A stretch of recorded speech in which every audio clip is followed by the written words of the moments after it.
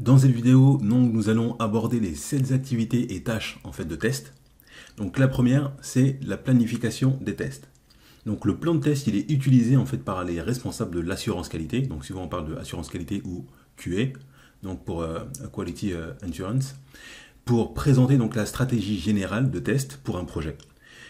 Ainsi en fait que les informations du statut sur la progression donc des tests au niveau du projet. Donc là, quand on dit progression, vous allez souvent entendre parler en fait de l'avancement. Voilà.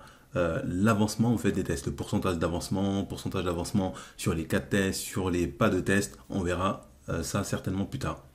Donc ils peuvent surveiller donc la couverture de tests.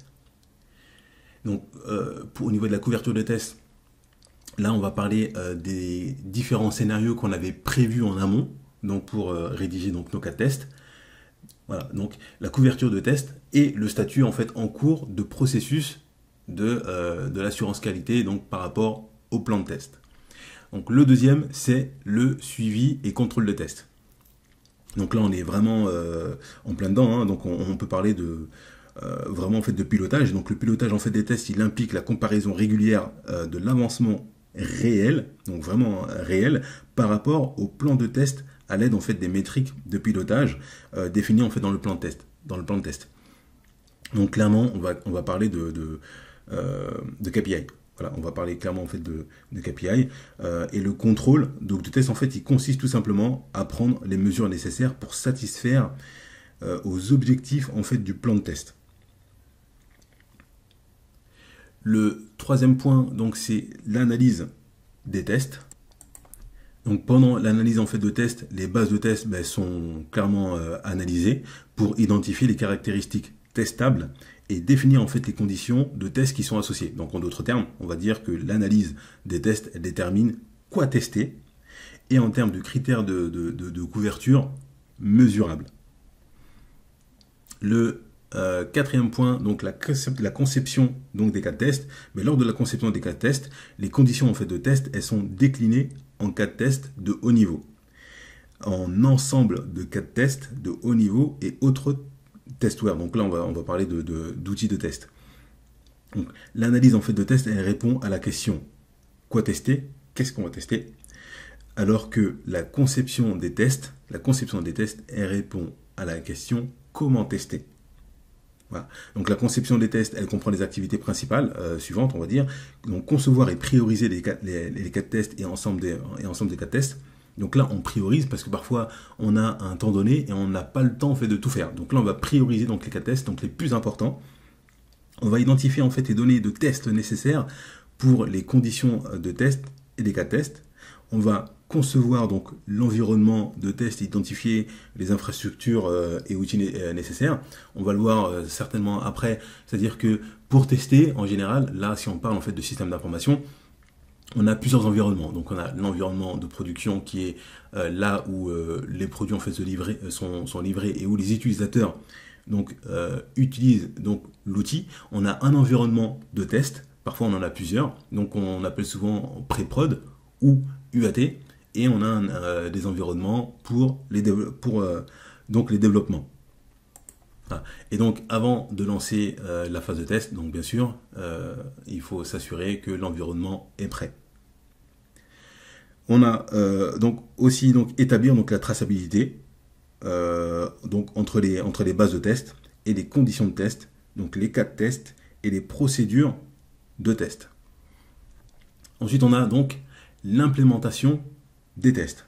Donc au cours de l'implémentation en fait des tests, les outils de test en fait nécessaires en fait à l'exécution des cas de test. Donc là, on peut citer Qtest, Squash, Selenium, ALM. Donc c'est un produit de HP, Panaya et autres. Donc il y en a effectivement il y en a beaucoup. Voilà. Donc on a dit que au cours en fait de l'implémentation donc des tests, donc les outils tests nécessaires en fait à l'exécution des cas de test en fait est créé ou complété, donc y compris on va parler d'ordonnancement des cas de test en procédure de test. Et donc là la conception en fait des tests répond à la question comment tester, tandis que l'implémentation des tests elle répond à la question est-ce que tout est en place pour exécuter les tests. Et donc maintenant, on va parler de l'activité exécution donc des tests. Donc pendant l'exécution des tests, les suites de tests, elles sont exécutées donc conformément au calendrier d'exécution en fait des tests qu'on a potentiellement défini en fait dans la planification des tests et donc dans notre plan de test. On va essayer de citer en fait quelques activités principales de l'exécution des tests. Donc on a enregistré donc les identifiants et les versions des éléments en fait de test ou de l'objet de test, des outils de test, et on a donc exécuté donc les tests manuellement à l'aide d'outils d'exécution de test. Donc les outils, je vous en ai cité quelques-uns. On va comparer en fait les résultats obtenus par les résultats attendus. Ça, je vous mettrai effectivement donc des éléments en annexe pour que vous puissiez voir clairement comment, par exemple, identifier des cas de test et comment on exécute un cas de test. On peut aussi également donc analyser en fait les anomalies afin d'établir en fait les causes probables. Donc effectivement, donc là, quand on a détecté qu'on a un bug, donc on va essayer peut-être d'approfondir au niveau de l'analyse pour connaître les causes. On va signaler en fait les défauts, donc sur une base de défaillance observée, et souvent quand on signale un défaut, un bug, on le signale en fait dans des outils. Donc un outil par exemple qui est très utilisé, ça va être Jira. On a aussi donc enregistré les résultats de l'exécution en fait des tests. Donc les cas qui sont OK, les cas qui sont KO, ou alors si on a des blocages, parfois on peut avoir des blocages. On peut répéter en fait certaines activités de test, soit à la suite d'une action prise pour une anomalie, ou soit dans le cas d'une activité planifiée de test. Et enfin, on a la phase de clôture des tests. Donc là, ça va être en fait les activités de clôture de tests qui collectent en fait les données de l'activité terminée afin de consolider en fait l'expérience. Donc là, les outils tests et autres outils, on va dire, ou autres informations pertinentes. Voilà, les activités en fait de clôture de test, elles ont lieu à des jalons du projet.